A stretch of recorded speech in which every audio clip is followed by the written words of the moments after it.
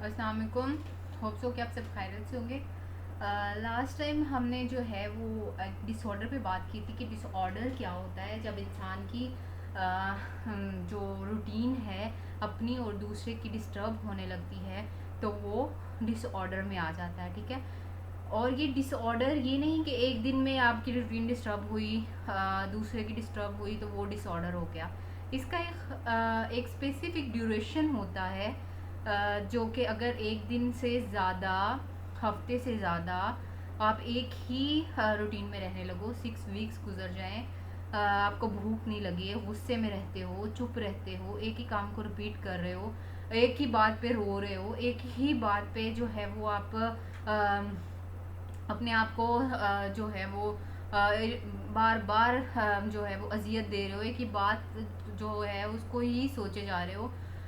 तो वो चीज़ जो है वो जैसे कॉग्निशंस हैं आपकी, तो वो एक दिन में उसमें अगर डिस्टॉर्शन आ रही है तो आपको रियलाइज़ हो जाता है कि यार ये तो गलत है, तो फिर तो वो आपको डिसऑर्डर में नहीं जाएगा। लेकिन हाँ, आपकी कॉग्निशन जो है वो कॉन्टीन्यूसली डिस्टॉर्ट हो रही है, आपका बिहेवियर जो है वो डिस्टॉर्ट हो रहा है कि लास्ट 6 मंथ से या लास्ट 2 मंथ से जो है वो आपका सेम बिहेवियर है, वो एक ही जगह पे आप स्टक हो, तो वो चीज़ भी जो है वो आपको डिसऑर्डर में लेके जाएगी। कि आपका आप मेन चीज़ जो आपका ड्यूरेशन है, मतलब एक इंसान जो है वो एक दिन डिस्टर्ब है तो वो आपसे बात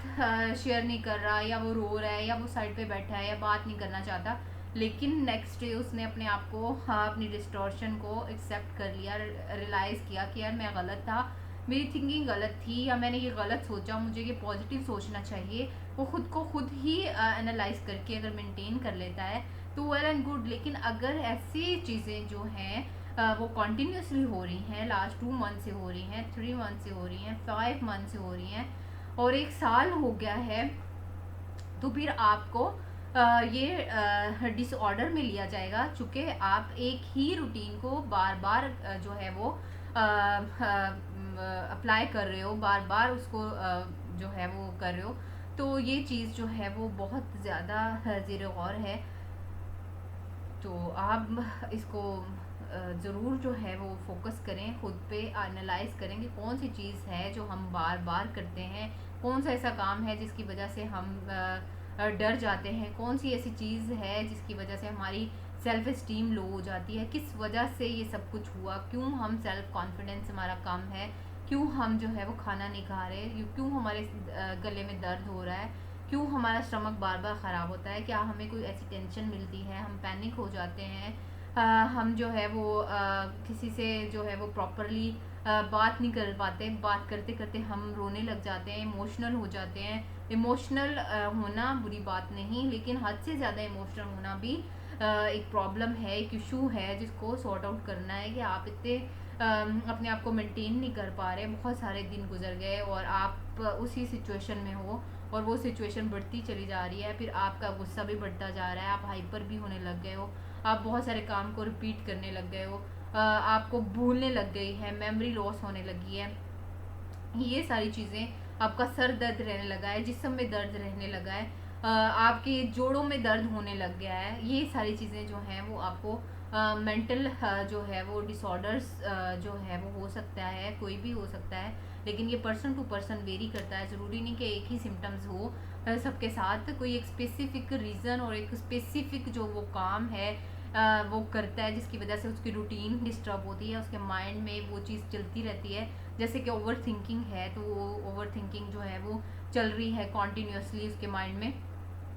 एक ही बात को वो सोचे जा रहा है, सोचे जा रहा है, और वो उसके बारे में ओवर थिंक कर रहा है, तो वो डेली बेस पे कर रहा है। एक दिन करने का कोई वो नहीं है कि आप एक दिन, आपको एक पॉइंट मिला है, आप उसके बारे में सोच रहे हो,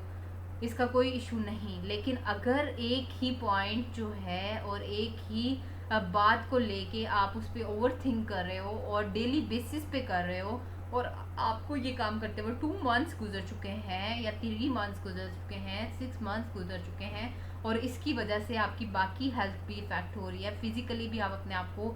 लथार्जिक, फटीग आपको फील होती है, तो वो आपको फिर एक क्लिनिकल साइकोलॉजिस्ट से जो है वो कंसल्ट करना चाहिए। ठीक है। इसके साथ ही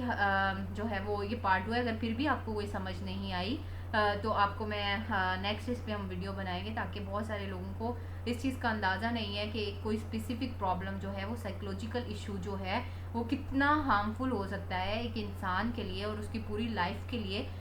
उसके क्या कॉन्सिक्वेंसेस हो सकते हैं। तो इंशाल्लाह ताला फिर हम उस पर फर्दर बात करेंगे। इसके साथ ही अल्लाह हाफिज़, अपना बहुत सारा ख्याल रखिएगा।